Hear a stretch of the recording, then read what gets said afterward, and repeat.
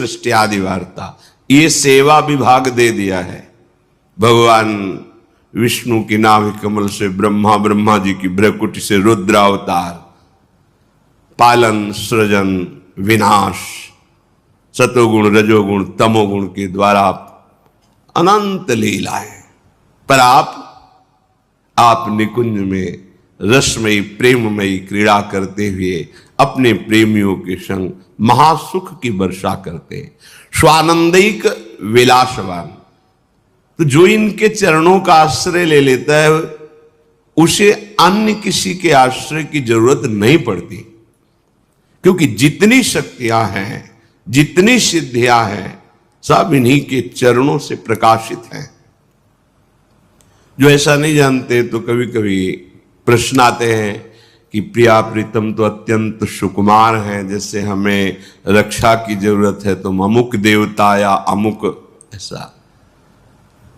जब मूल में जल चढ़ा दिया तो डाल में, पत्ते में, पुष्प में, सब में पहुंच गया।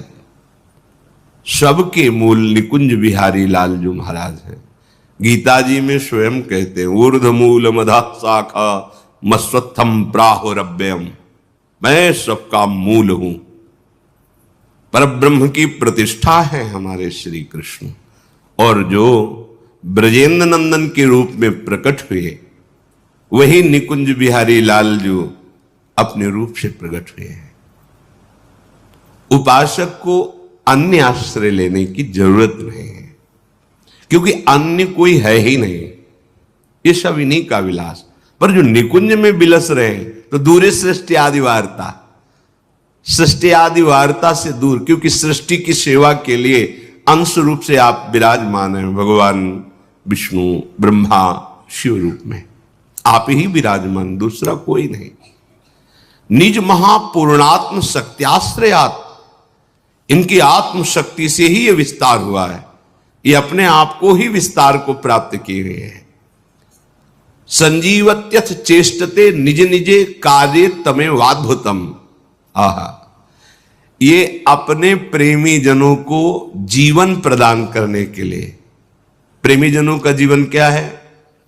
इनकी रूप माधुरी का गान करते हुए, रूप माधुरी का अवलोकन करते हुए, इनकी चरण सेवा में अपना जीवन, तो यही उनकी संजीवनी मूर्य है। ललिता ललित बजावती बीना, गुण गावती सोई जीवन जी जय। कौन से गुण? प्रिया प्रीतम का मुस्कुराना, प्रिया प्रीतम की क्रीड़ा, प्रिया प्रीतम की नाना प्रकार की रसकेली, उसका गान करते हैं।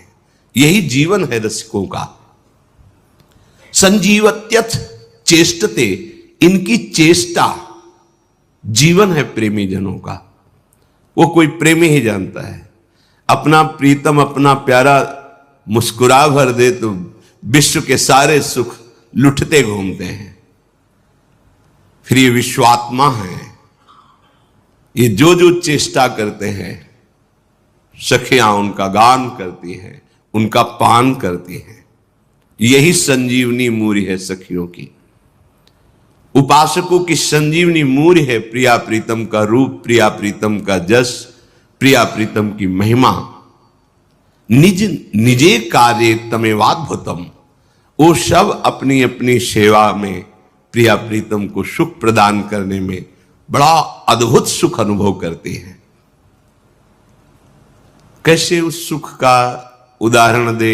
अनुपम है, उपमा रहित है।